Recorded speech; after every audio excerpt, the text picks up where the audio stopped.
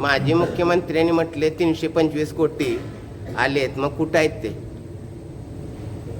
एक गोष्ट योजना असतात, योजनांना मंजुरी असते, कामं चालू असतात. एकदम 325 कोटी कामं चालू होत नाही. ज्या पद्धतीनं आज आचारसंहिता झाली की शाळेच्या बाजूची भरपूर कसं त्यामध्ये काही पावसाचा कालावधी होता.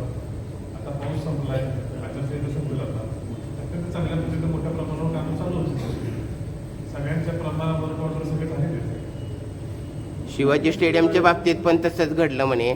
आता पर्यायी व्यवस्था न करता शिवाजी स्टेडियम पाडण्याची घाई केली. माझा तुमचा आक्षेप आहे. तुम्ही काय विचार करणार की शहरामधलं स्टेडियम बंद करतायत आणि बांधतायत?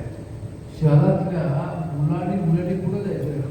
ज्येष्ठ लोकांनी कुठे फिरत जायचं? विचार तुम्ही काय करताय? जनतेनंच काय करताय किंवा पाडणाऱ्याने काय करताय?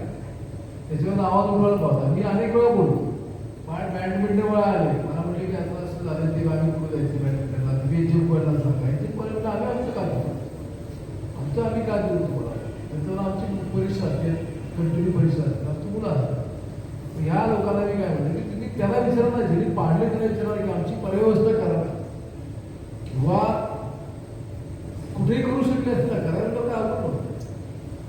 आम्ही लोकांच्या भावना मांडल्या, पण लोकप्रतिनिधींनी काहीच बोलले नाही, असं प्रकरण.